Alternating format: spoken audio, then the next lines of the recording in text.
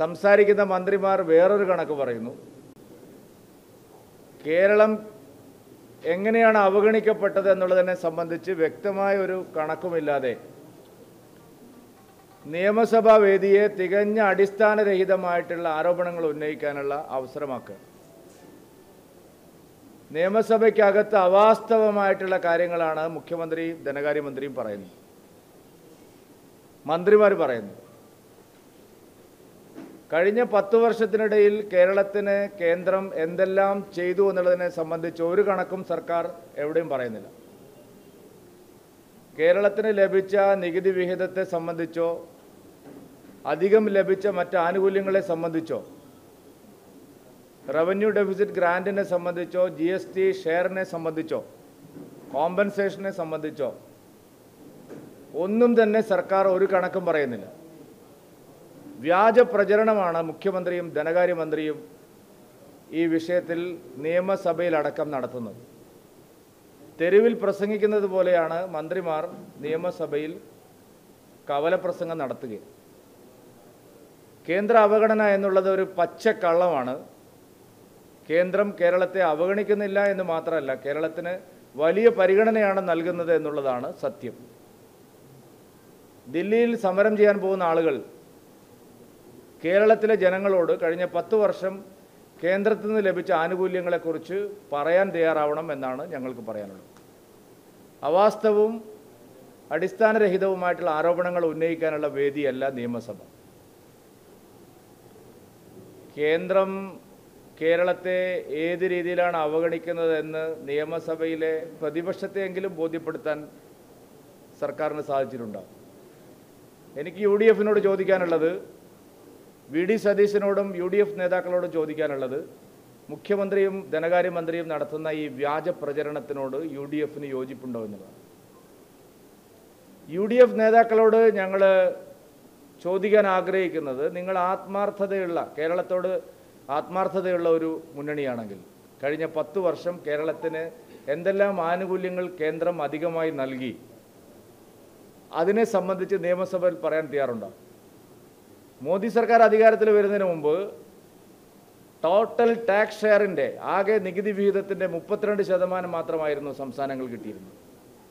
മോദി സർക്കാർ അധികാരത്തിൽ വന്നതിന് ശേഷമാണ് 42% നികുതി വിഹിതം കേരളത്തിന് കിട്ടിയത്. മോദി സർക്കാർ അധികാരത്തിൽ വന്നതിന് ശേഷമാണ് റവന്യൂ ഡെഫിസിറ്റ് ഗ്രാൻറ്റ് എന്ന് പറയുന്ന ഒരു ധനസഹായം ഓരോ ക്വാർട്ടറിലും 4000-5000 കോടി രൂപയുടെ ധനസഹായം തുടർച്ചയായിട്ട് കേരളത്തിന് കിട്ടിയത്. GST കോമ്പൻസേഷൻ കേരളം പ്രതീക്ഷിച്ചതിനേക്കാൾ കൂടുതൽ കേരളത്തിന് കിട്ടിയിട്ടുണ്ട്. പദ്ധതികളുടെ കാര്യത്തിലാണെങ്കിൽ സർവകാല റെക്കോർഡാണ്. ദേശീയപാത വികസനം മാത്രമല്ല, ഇപ്പോൾ ഈ വടകര റെയിൽവേ സ്റ്റേഷൻ, കോഴിക്കോടിൻ്റെ വടക്കൻ ഭാഗങ്ങളിൽ താമസിക്കുന്ന ലക്ഷക്കണക്കിന് ആളുകളുടെ പ്രധാനപ്പെട്ട ഒരു ആവശ്യമായിരുന്നു വടകര റെയിൽവേ സ്റ്റേഷൻ്റെ നവീകരണം. വടകര റെയിൽവേ സ്റ്റേഷൻ കേരളത്തിലെ പ്രധാനപ്പെട്ട റെയിൽവേ സ്റ്റേഷനുകളുടെ നവീകരണത്തിൻ്റെ പട്ടികയിൽ വന്നിരിക്കുക. ആയിരക്കണക്കിന് കോടി രൂപയുടെ വികസന പദ്ധതികളാണ് ഉണ്ടാകുന്നത്. എല്ലാ മേഖലയിലും കേന്ദ്രം കേരളത്തെ കൈയയച്ച് സഹായിച്ചിട്ടുണ്ട്. എന്നാൽ കേന്ദ്രം കേരളത്തെ അവഗണിക്കുന്നു എന്നുള്ള വ്യാജ പ്രചരണം സർക്കാർ നടത്തുകയാണ്. സത്യം അറിഞ്ഞിട്ടും പ്രതിപക്ഷം മൗനം പാലിക്കുക. കേരളത്തെ കേന്ദ്രം അവഗണിക്കുന്നില്ല എന്നുള്ള വസ്തുതാപരമായ കണക്ക് അറിഞ്ഞിട്ടും പ്രതിപക്ഷം അതിന് മൗനസമ്മതം കൊടുക്കുക. ഇത് ജനങ്ങളോടുള്ള വഞ്ചനയാണ്. ദില്ലിയിൽ സമരം ചെയ്യാൻ പോകുന്നവർ കേരളത്തെ ജനങ്ങളെ വഞ്ചിച്ചുകൊണ്ടാണ് പോകുന്നത്. കേരളം സാമ്പത്തികമായി തകർന്നതിൻ്റെ കാരണം സംസ്ഥാന ഗവൺമെൻറ്റിൻ്റെ പിടിപ്പുകേടാണ്. CNTG പറഞ്ഞിരിക്കുകയാണ് 25,000 കോടി രൂപ പിരിഞ്ഞു കിട്ടാനുണ്ട്. പിരിഞ്ഞു കിട്ടാനുള്ള പലരും മുഖ്യമന്ത്രിക്കും മന്ത്രിമാർക്കും മാസപ്പടി കൊടുക്കുന്ന വൻ കുത്തകകളാണ്. അതുകൊണ്ടാണ് അവരെ പിടിക്കാത്തത്.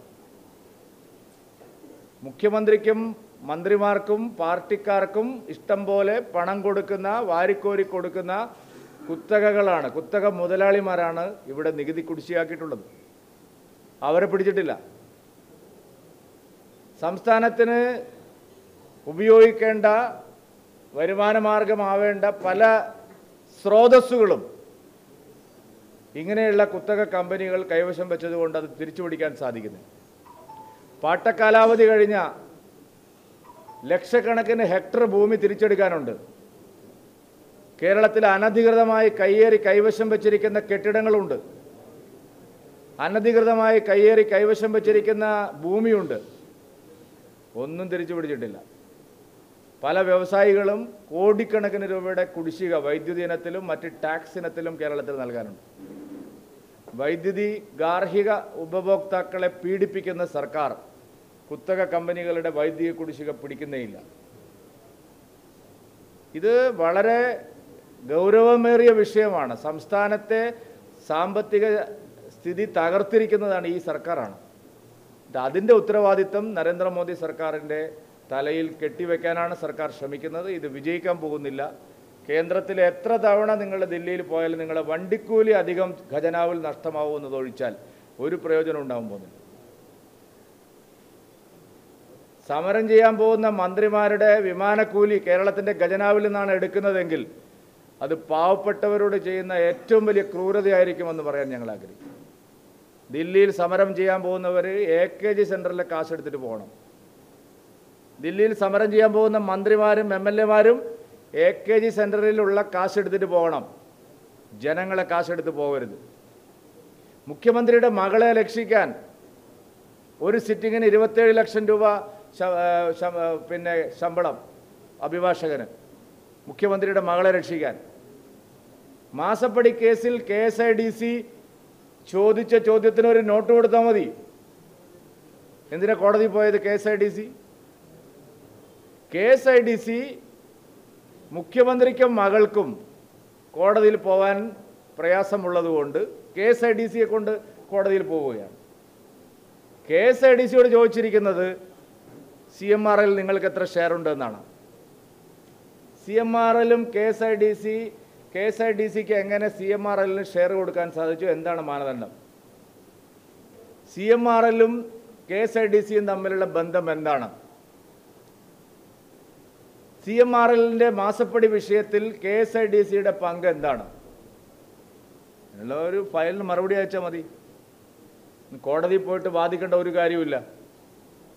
അപ്പോൾ ചോദിച്ച ചോദ്യത്തിന്, കേന്ദ്ര ഏജൻസികളുടെ ചോദിച്ച ചോദ്യത്തിന്, ആദായ നികുതി വകുപ്പിൻ്റെ ചോദിച്ച ചോദ്യത്തിന് മറുപടി പറഞ്ഞാൽ അത് മുഖ്യമന്ത്രിയുടെ മകളിലേക്ക് എത്തും എന്നുള്ളത് കൊണ്ടാണ്, മുഖ്യമന്ത്രിയുടെ മാസപ്പടിയിലേക്ക് എത്തും എന്നുള്ളത് കൊണ്ടാണ് വീണ്ടും സർക്കാർ ഖജനാവിൽ നിന്ന് കാശെടുത്ത് അഭിഭാഷകരെ വെച്ച് കോടതിയിൽ കേസ് വാദിക്കുന്നത്. സർക്കാർ അഭിഭാഷകന്മാർക്ക് എന്താ ജോലി? ലക്ഷക്കണക്കിന് രൂപ ശമ്പളം കൊടുക്കുന്ന സർക്കാർ അഭിഭാഷകന്മാർ, അഡ്വക്കേറ്റ് ജനറൽമാർ, GPമാർ, അവർക്കെന്താ ജോലി? അവരെല്ലാം ഉണ്ടായിട്ടും എന്തിനാണ് ഇങ്ങനെ ലക്ഷക്കണക്കിന് രൂപ ശമ്പളം കൊടുത്ത് അഭിഭാഷകരെ വയ്ക്കുന്നത്? മാസപ്പടി വിഷയത്തിൽ ഒന്നും മറച്ചു വെക്കാനില്ലെങ്കിൽ എന്തിനാണ് ഈ വെപ്രാളം മുഖ്യമന്ത്രി കാണിക്കുന്നത്? അതേ സർക്കാർ കേന്ദ്രം കേരളത്തെ അവഗണിക്കുന്നു എന്ന് പറഞ്ഞ് ഖജനാവിൽ നിന്ന് കാശെടുത്ത് ദില്ലിയിൽ സമരം ചെയ്യാൻ പോകുന്നു.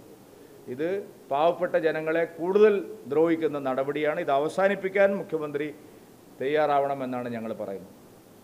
മുഖ്യമന്ത്രി മാത്രമല്ല, മന്ത്രിമാരെല്ലാവരും ജനങ്ങളെ അപമാനിക്കുകയാണ്. നിയമസഭ സമ്മേളനം നടന്നുകൊണ്ടിരിക്കുമ്പോൾ ജനങ്ങളെ അപമാനിക്കുക.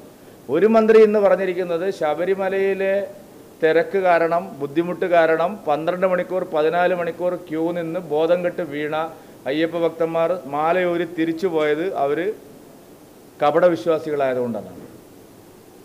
ഇങ്ങനെയൊക്കെയുള്ള ആളുകളെ ദേവസ്വം മന്ത്രിമാരാക്കിയാൽ എന്താണ് കേരളത്തിൽ സംഭവിക്കാൻ? ഇയാൾ ഏത് നാട്ടിലെ ദേവസ്വം മന്ത്രിയാണ്? 18 മണിക്കൂറും 20 മണിക്കൂറും ചെറിയ കുട്ടികൾ, പ്രായമായ സ്ത്രീകൾ അവർ ക്യൂ നിൽക്കേണ്ടി വന്നു ഇത്തവണത്തെ ശബരിമല തീർത്ഥാടനത്തിന്.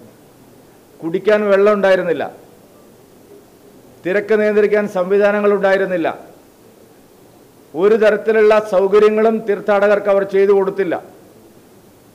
എന്നിട്ടാണ് അവർ 20-18 മണിക്കൂർ ക്യൂ നിൽക്കേണ്ടി വന്നത്. അവസാനം ക്യൂ നിന്ന് കുഴഞ്ഞു വീഴുമ്പോൾ പിന്നെ അവരെന്ത് ചെയ്യണം? ഇവർ തിരിച്ചുപോയി. മാലയിട്ട് വ്രതമെടുത്ത് തീർത്ഥാടനത്തിന് പോകുന്ന, ശബരിമല ദർശനത്തിന് പോകുന്ന അയ്യപ്പ ഭക്തന്മാർ ദർശനം നടത്താതെ മടങ്ങി വരിക എന്ന് പറഞ്ഞാൽ അവരെ സംബന്ധിച്ച് അത് ഏറ്റവും വലിയൊരു മാനസിക പ്രശ്നം ഉണ്ടാക്കുന്നുണ്ട്. അതുകൊണ്ടാണ് അവർ മാല ഊരി പ്രായശ്ചിത്തം ചെയ്ത് തിരിച്ചു പോകുന്നത്. അത് ശബരിമല തീർത്ഥാടനത്തിലെ ഒരു ആചാരമാണ്. അങ്ങനെയുള്ള ആളുകളെയാണ് ദേവസ്വം മന്ത്രി നിയമസഭയിൽ കളിയാക്കിയിരിക്കുന്നത്. മിസ്റ്റർ രാധാകൃഷ്ണൻ, താങ്കൾക്ക് വേറെ ഏതെങ്കിലും സമുദായത്തിലെ ആചാരങ്ങളോട് ഇങ്ങനെ സംസാരിക്കാനുള്ള ധൈര്യം ഉണ്ടാവുമോ? ശബരിമല തീർത്ഥാടകരോടായതുകൊണ്ടാണല്ലോ താങ്കൾ ഇത്രയും മ്ലേച്ഛമായ നീചമായ പരാമർശങ്ങൾ നടത്തുന്നത്. അതുകൊണ്ട് നിയമസഭയിൽ കള്ളം പറയുക മാത്രമല്ല, വിശ്വാസികളെ ആകെ അപമാനിക്കുകയും കൂടി ചെയ്യുന്ന സമീപനമാണ് ദേവസ്വം മന്ത്രി എടുത്തിരിക്കുന്നത്. മന്ത്രിമാരും മുഖ്യമന്ത്രിയും ആവർത്തിച്ച് സംസ്ഥാനത്തെ നിയമസഭയിൽ കള്ളം പറഞ്ഞുകൊണ്ടിരിക്കും. വസ്തുതാവിരുദ്ധമായ പ്രചരണമാണ് നടത്തുന്നത്. ശരിയായ നടപടിയല്ല. കേരളത്തിൽ മതഭീകരവാദ ശക്തികൾ ഇപ്പോൾ ആലപ്പുഴയിലെ രഞ്ജിത്ത് ശ്രീനിവാസൻ്റെ കൊലപാതകം, ആ കൊലപാതകത്തിൽ 15 പേർക്ക് വധശിക്ഷ കിട്ടിയതിൽ ചില ആളുകൾ രണ്ടഭിപ്രായം എന്നൊക്കെ പറഞ്ഞ് രംഗത്ത് വരാൻ തുടങ്ങിയിട്ടുണ്ട്. ഇപ്പോൾ MA ബേബിയെ പോലുള്ള ആളുകൾ ഇപ്പോൾ അഭിപ്രായ പ്രകടനങ്ങളുമായിട്ട് വരും. ഈ സാഹചര്യം കേരളത്തിൽ ഉണ്ടാക്കിയത് ഈ പറയുന്ന ആളുകൾ തന്നെയാണ്. ഇതുപോലുള്ള മതഭീകരവാദ ശക്തികൾക്ക് തഴച്ചു വളരാൻ, അവർക്ക് എന്തും ചെയ്യാൻ കഴിയുന്ന നിലയിൽ പ്രവർത്തിക്കാൻ കഴിഞ്ഞത് കേരളത്തിലെ ഈ ഇടത് വലത് രാഷ്ട്രീയത്തിൻ്റെ ഫലമായിട്ടാണ്. തീവ്രവാദ ശക്തികളെ സഹായിച്ചവരാണിവർ. ഇപ്പോൾ 15 പേർക്ക് വധശിക്ഷ കിട്ടാവുന്ന രീതിയിൽ ഒരു കേസ് കേരളത്തിലുണ്ടായി. അതിന് ഉത്തരവാദി ഈ കൊന്ന കൊലയാളികൾ മാത്രമല്ല, അവർക്ക് വളരാൻ പറ്റിയ ഒരു രാഷ്ട്രീയം ഇവിടെ സൃഷ്ടിച്ച LDF UDF മുന്നണികളാണ്. മതഭീകരവാദ ശക്തികൾക്ക് വളരാൻ പറ്റിയ രാഷ്ട്രീയ കാലാവസ്ഥ ഇന്ന് നിലനിൽക്കുന്നത് കേരളത്തിൽ മാത്രമാണ്. അതാണ് നാം കണ്ടത്. അയോധ്യയിലെ പ്രാണപ്രതിഷ്ഠയോടനുബന്ധിച്ച് ഇന്ത്യയിൽ ഒരു സംസ്ഥാനത്തും ഉണ്ടാവാത്ത തരത്തിലുള്ള നീചമായ വർഗീയ നിലപാടാണ് കേരളം സ്വീകരിച്ചത്. കേരളത്തിൽ LDFും UDFും സ്വീകരിച്ചത്. ഉത്തരേന്ത്യയിലെ എല്ലാ സംസ്ഥാനങ്ങളിലും മതന്യൂനപക്ഷങ്ങളടക്കം അതിനെ സ്വാഗതം ചെയ്തപ്പോൾ, അയോധ്യ കേസിൽ ലിറ്റിഗേഷന് പോയ ആളുകൾ പോലും അതിനെ സ്വാഗതം ചെയ്തപ്പോൾ, കേരളത്തിൽ മാത്രം സുപ്രീം കോടതി വിധിയോടെ നടന്ന ക്ഷേത്ര നിർമ്മാണത്തിനെതിരായ രാഷ്ട്രീയ നിലപാട് സ്വീകരിച്ചു. ആരെയാണിത് സന്തോഷിപ്പിച്ചത്? ഇവിടുത്തെ തീവ്രവാദികളെയാണ്. ഏത് വിഷയത്തിലും നാം അതാണ് കാണുന്നത്. PFI നിരോധിച്ചപ്പോഴും അതുതന്നെയാണ് കണ്ടത്. PFIയെ നിരോധിച്ചപ്പോൾ ഈ വടകര, കോഴിക്കോട്, നാദാപുരം, കുറ്റ്യാടി, ചെക്കിയാട് ഇവിടെയെല്ലാം PFIക്കാർ CPMലും യൂത്ത് ലീഗിലും ചേർന്നിരിക്കുക. നിരോധിത ഭീകരവാദ സംഘടനയായ പോപ്പുലർ ഫ്രണ്ടിൻ്റെ അണികൾ നാദാപുരം, കുറ്റ്യാടി, വടകര, ചെക്കിയാട്, തൊട്ടിൽപ്പാലം ഈ പ്രദേശങ്ങളിലെല്ലാം കുറേ ആളുകൾ DYFI ചേർന്നു, കുറേ ആളുകൾ ഈ ലീഗിൽ ചേർന്നു. എങ്ങനെയാണ് സാധിക്കുന്നത്? നിരോധിത ഭീകരവാദ സംഘടനയായ PFI അണികളെ സ്വന്തം പാർട്ടിയിൽ ചേർക്കാൻ നിങ്ങൾക്ക് എങ്ങനെയാണ് സാധിക്കുന്നത്? മതഭീകരവാദികളെ പ്രോത്സാഹിപ്പിക്കുന്ന രാഷ്ട്രീയം. പകൽ DYFI ആയും രാത്രി PFI ആയും നടന്നവർ രാത്രിയും പകലും DYFI ആയി എന്ന് മാത്രമേ ഉള്ളൂ. പകൽ ലീഗായും രാത്രി PFI ആയും നടന്നവർ ഇപ്പോൾ നിരോധനത്തിന് ശേഷം രാത്രിയും പകലും ലീഗായി എന്ന് മാത്രമേ ഉള്ളൂ. ലീഗും CPMും തമ്മിൽ നടക്കുന്ന മത്സരം തന്നെ ഈ പ്രദേശങ്ങളിലെല്ലാം PFI അണികളെ ചാക്കിട്ട് പിടിക്കുന്നതിന് വേണ്ടിയുള്ള മത്സരമാണ് നടക്കുന്നത്. സംസ്ഥാനത്തെ ജനങ്ങളുടെ സ്വൈര്യ ജീവിതത്തെ തകർക്കുന്ന ഭീകരവാദ ശക്തികളോട് പോലും മൃദു സമീപനം കാണിക്കുന്ന രാഷ്ട്രീയം കേരളത്തിൽ മാത്രമാണ്. ഇതിനെല്ലാം എതിരായിട്ടുള്ള ജനമുന്നേറ്റമാണ് കേരള പദയാത്രയിലുടനീളം കാണുന്നത്. നരേന്ദ്രമോദി കേരളത്തെ അവഗണിക്കുകയല്ല, കേരളത്തെ പരിഗണിക്കുകയാണ് ചെയ്തത് എന്നുള്ള വസ്തുതയാണ് ജനങ്ങൾ അംഗീകരിക്കുന്നത്. മോദിയുടെ ഗ്യാരണ്ടി പിണറായി വിജയൻ്റെ ഗ്യാരണ്ടി പോലെ പാഴ് വാഗ്ദാനങ്ങളല്ല, എല്ലാം പറഞ്ഞ് നടക്കും. ഇപ്പോൾ തീവണ്ടി, പുതിയ തീവണ്ടിക്ക് വടകരയിലും തലശ്ശേരിയിലും, യശ്വന്ത്പൂറിന് കൊയിലാണ്ടിയിലും തലശ്ശേരി, വടകര എല്ലാം പറഞ്ഞത് നടപ്പാക്കുന്ന ഗ്യാരണ്ടിയാണ് മോദിയുടെ ഗ്യാരണ്ടി. പിണറായി വിജയൻ്റെ ഗ്യാരണ്ടി എല്ലാം ബഡായിയാണ്, എല്ലാം പറയുന്നു, ഒന്നും നടപ്പാക്കുന്നു. അത് ജനം ഇവിടെ തിരിച്ചറിയുന്നുണ്ട്.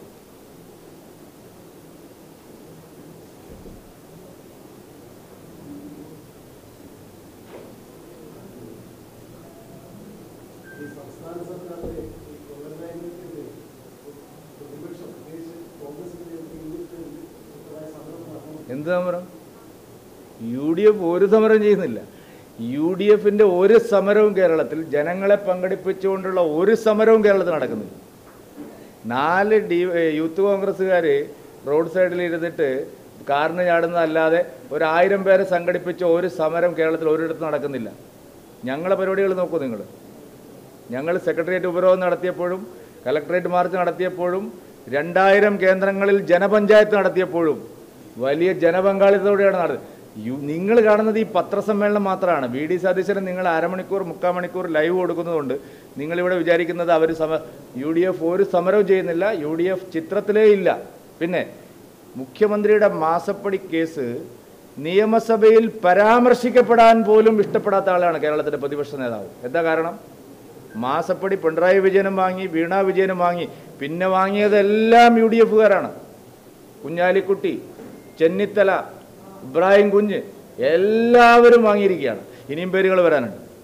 അതുകൊണ്ട് UDFിനെ ഒരു തരത്തിലും കേരളത്തിലെ ജനങ്ങളുടെ പ്രതിപക്ഷമായിട്ട് ജനങ്ങൾ കാണുന്നില്ല. UDFിന് ഒരു ജനപിന്തുണയുമുള്ള സമരമില്ല.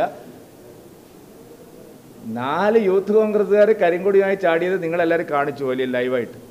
ഒരു ജനപങ്കാളിത്തവും അവരുടെ സമരത്തിലുണ്ടായിട്ടില്ല. അതാണ് സത്യം.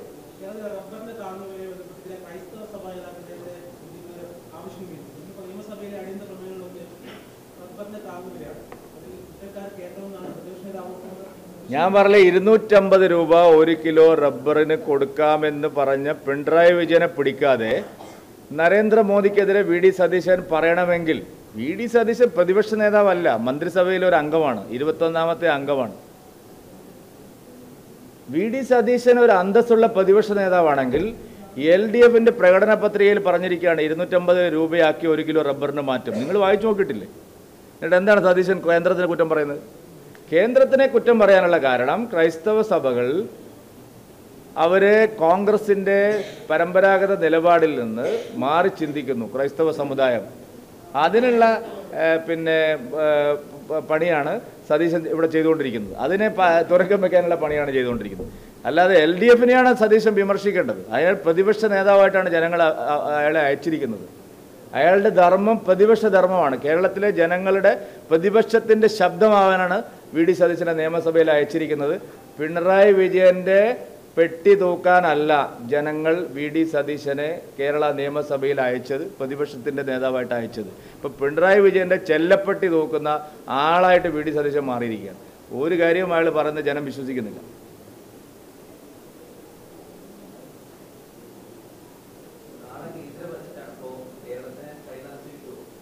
ഇത്രയും കാലം കിട്ടിയിട്ട് സർക്കാർ ഒന്നും തന്നില്ലെന്നാണ് പറഞ്ഞത്.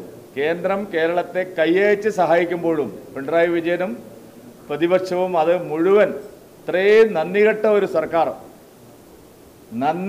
ഒരു എന്താ പറയുക, കേരളത്തിന് കിട്ടിയ കാര്യങ്ങളെങ്കിലും തുറന്നു പറയാൻ തയ്യാറില്ലാതെ ഇത്രയും നന്ദികെട്ട ഒരു ഭരണമാണ് കേരളത്തിൽ. കേരളത്തിന് അർഹമായ പരിഗണന, പ്രതീക്ഷിച്ചതിനേക്കാൾ കൂടുതൽ പരിഗണന. 10 കൊല്ലം 8 കേന്ദ്രമന്ത്രിമാരുണ്ടായിരുന്നപ്പോൾ ഒന്നും കിട്ടിയിട്ടില്ല കേരളത്തിന്.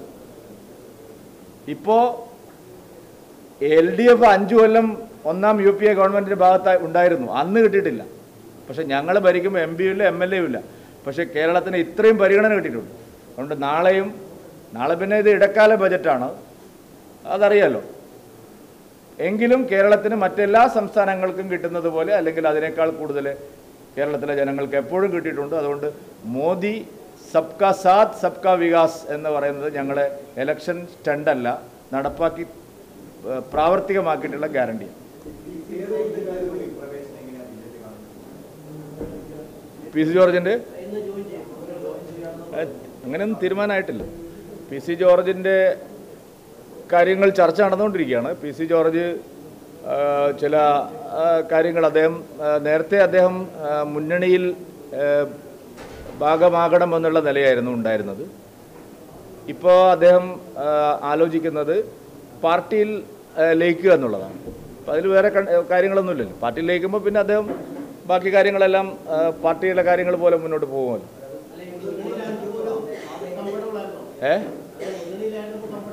അല്ല, അങ്ങനെയൊന്നുമല്ല. നിങ്ങൾ എഴുതാപ്പുറം എന്തിനാണ് വായിക്കുന്നത്? അദ്ദേഹം വളരെ കുറച്ച് സമയം മാത്രമേ NDA മുന്നണിയിലുണ്ടായിരുന്നു. അല്ല, അതൊക്കെ നമുക്ക് കാത്തിരുന്ന് കാണാമെന്നത്. ഇത്ര ഇത്ര വേവലാതി എന്തിനാണെന്ന്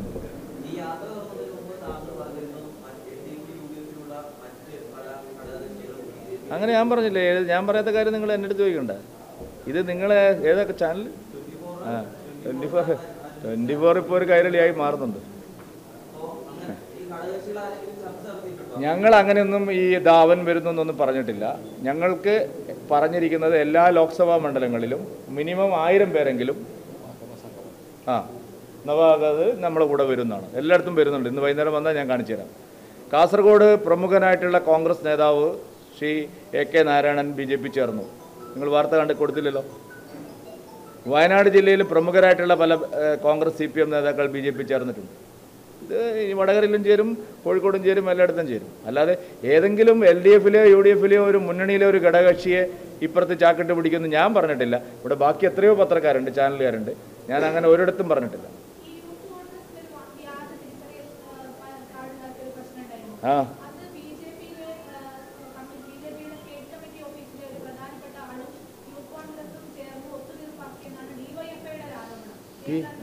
BJP ഓഫീസിലുള്ള ആളാണോ കേരളം ഭരിക്കുന്നത്? അല്ല, എനിക്ക് അല്ല, കേന്ദ്ര അന്വേഷണം BJP ഓഫീസിലെ ആളാണോ തീരുമാനിക്കുന്നത്? നോക്കൂ, നിങ്ങൾ ഇതിൽ കേന്ദ്ര അന്വേഷണം വരണമെങ്കിൽ ഒന്നുകിൽ സംസ്ഥാന ഗവൺമെൻറ് ഇത് കേന്ദ്രം അന്വേഷിക്കണം എന്നാവശ്യപ്പെടണം, അല്ലെങ്കിൽ ബഹുമാനപ്പെട്ട ഹൈക്കോടതി ഇത് കേന്ദ്രം അന്വേഷിക്കണം എന്നാവശ്യപ്പെടണം. കേന്ദ്രം ഓടി വന്ന ഒരു അന്വേഷണം ഇവിടെ നടത്തുന്നില്ല. അപ്പോൾ അതുകൊണ്ട് വ്യാജ തിരിച്ചറിയൽ കാർഡ് ശരിയായ നിലയിൽ അന്വേഷിക്കാൻ ക്രൈംബ്രാഞ്ചിനോ കേരള പോലീസിനോ ബുദ്ധിമുട്ടുണ്ടെങ്കിൽ അവർ കേന്ദ്ര ഏജൻസികളുടെ അന്വേഷണം ആവശ്യപ്പെട്ടാൽ ആ നിമിഷം ഈ വിഷയത്തിൽ കേന്ദ്ര അന്വേഷണം വരും. ബാക്കിയുള്ളതൊക്കെ ഓഫീസിൽ ആരെങ്കിലും പറഞ്ഞാൽ തന്നെ ഇതെന്താണത്? സർക്കാർ ഈ അന്വേഷണം നടത്തുന്നത് ഇപ്പോൾ ക്രൈംബ്രാഞ്ചല്ലേ, സംസ്ഥാന ഗവൺമെൻറ് അല്ലേ. അപ്പോൾ അതുകൊണ്ട് ഈ തരത്തിലുള്ള കാര്യങ്ങൾ പറയരുത്. ഇതിൽ തെരഞ്ഞെടുപ്പ് കമ്മീഷനെയാണ് ഞങ്ങൾ സമീപിച്ചത്. തെരഞ്ഞെടുപ്പ് കമ്മീഷന് സ്വമേധയാ കേസ് നടത്താനുള്ള അധികാരമില്ല. അതുകൊണ്ട് അവർ കേരളത്തിലെ ഏജൻസിയെ ഏൽപ്പിച്ചു. കേരളത്തിലെ ഏജൻസി അത് അന്വേഷിച്ച് തൃപ്തികരമായിട്ട് കാര്യങ്ങൾ മുന്നോട്ട് പോകുന്നില്ലെങ്കിൽ അത് കേന്ദ്ര ഏജൻസികൾ അന്വേഷിക്കണം എന്ന് തെരഞ്ഞെടുപ്പ് കമ്മീഷൻ ആവശ്യപ്പെട്ടാൽ അന്വേഷിക്കും. ഇനി കേരള ഗവൺമെൻറ്റിന് ഇപ്പോൾ അത് കേന്ദ്ര ഏജൻസികളെ കൊണ്ട് അന്വേഷിപ്പിക്കണമെന്ന് വിചാരിക്കുക. ഞാൻ മനസ്സിലാക്കിയത് മുഹമ്മദ് റിയാസും കമ്പനിയുമാണ് ആ കേസ് ഒത്തുതീർപ്പാക്കിയതെന്നാണ്. എൻ്റെ അന്വേഷണത്തിൽ ഞാൻ മനസ്സിലാക്കിയത് ഷാഫി പറമ്പനും മുഹമ്മദ് റിയാസും ചേർന്ന് ചർച്ച നടത്തി ആ കേസ് ദുർബലമാക്കാൻ ശ്രമിച്ചു എന്നാണ് എനിക്ക് CPMന് തന്നെ ഉപശാല വൃത്തങ്ങളിൽ നിന്ന് കിട്ടിയിട്ടുള്ള വിവരം. ഇതിപ്പോൾ ഞങ്ങളുടെ തലയിലേക്ക് ഇട്ടിട്ട് ഈ പ്രശ്നം അതിന് ശ്രമിക്കേണ്ട. അത് യഥാർത്ഥ വസ്തുത വൈകാതെ പുറത്തു വരും. വ്യാജ തിരിച്ചറിയൽ കാർഡ് ഉണ്ടാക്കിയവരാരായാലും അവർ നിയമത്തിന് മുമ്പിൽ വരിക തന്നെ ചെയ്യും.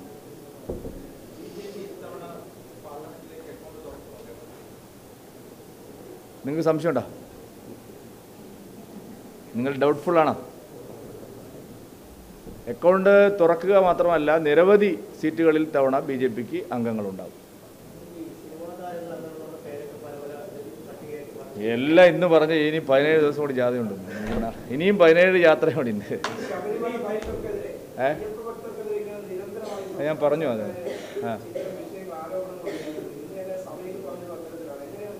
അല്ല, ഞാൻ അതിനെപ്പറ്റി ആദ്യം പറഞ്ഞു. അയ്യപ്പ ഭക്തന്മാരെ അപമാനിക്കുന്നു. മാത്രമല്ല, ഇത്രയും നീചമായൊരു പെരുമാറ്റം അയ്യപ്പ ഭക്തന്മാരോട് ഇതുവരെ നമ്മൾ കേരളത്തിൽ കണ്ടിട്ടില്ല. ഇത്രയധികം ദ്രോഹിച്ചിട്ടും അപമാനിച്ചിട്ടും സഭയിലകത്ത് വന്ന് അതിനെ ആക്ഷേപിക്കുന്ന ഒരു സമീപനമാണ് സ്വീകരിക്കുന്നത്.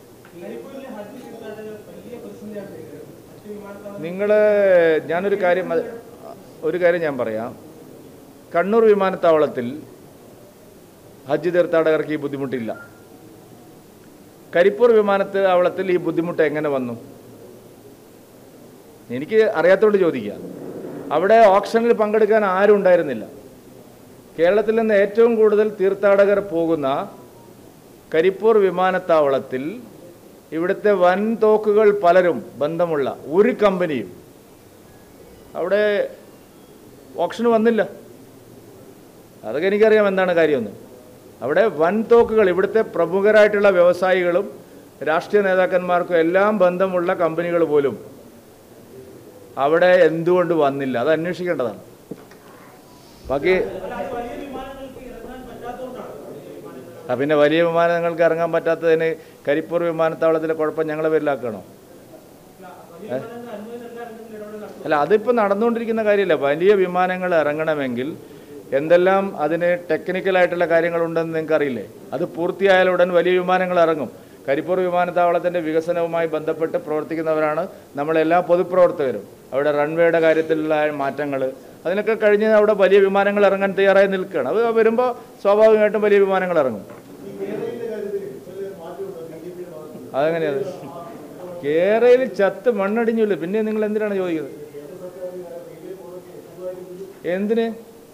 കേരളയിൽ ഇനി ആര് വിചാരിച്ചാലും ഇവിടെ വരില്ല. അത് ഞാൻ ഞങ്ങൾ അന്നേ പറഞ്ഞില്ലേ. കേരളയിൽ ഞങ്ങൾ തന്നെയാണ് മുടക്കിയത്.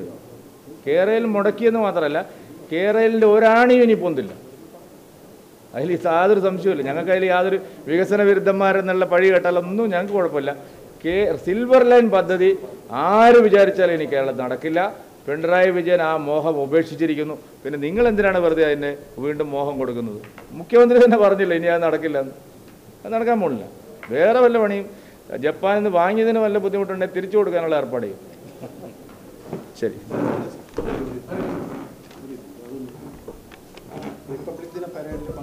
പറഞ്ഞു എടുത്തു.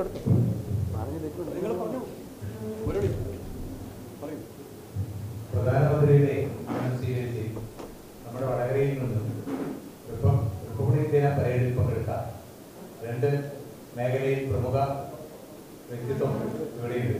അവരെ ഈ കണക്കിൽ ആദരിക്കുകയാണ്. ഒന്ന്, ബയോകോം മത്സ്യകൃഷി നടത്തിയ നമ്മുടെ ഷിബു ഏറാമല പഞ്ചായത്താണ്. അതുപോലെ തന്നെ അദ്ദേഹത്തിന്റെ ഭാര്യ ജസ്ന ഈ ചടങ്ങിൽ ആദരിക്കപ്പെടും. അതെ. മറ്റൊന്ന്, ഹരിതകർമ്മസേന അഴിയൂർ പഞ്ചായത്തിലെ കോർഡിനേറ്റർ ഷിനിയെ ആദ്യമായിട്ട് ഷിബു കെ പി.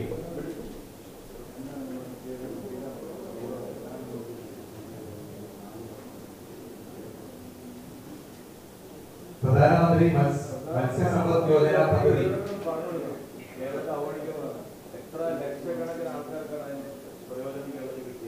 2020 മുതൽ അംഗമായ ഏറാമല പഞ്ചായത്തിലെ അംഗമാണ്.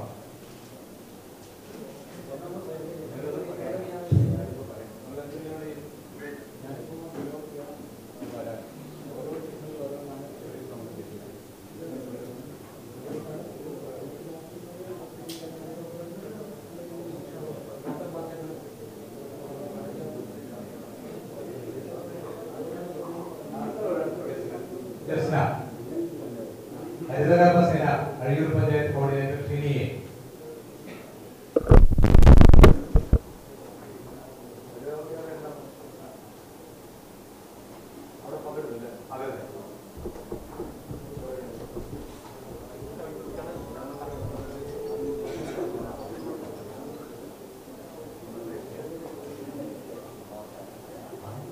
ഷിബു എന്താണ് അദ്ദേഹത്തിന് ഇതിൽ പങ്കെടുക്കാൻ അദ്ദേഹത്തിന് അർഹത കിട്ടിയത് എന്ന് ഒരു 2 മിനിറ്റ് ഷിബു.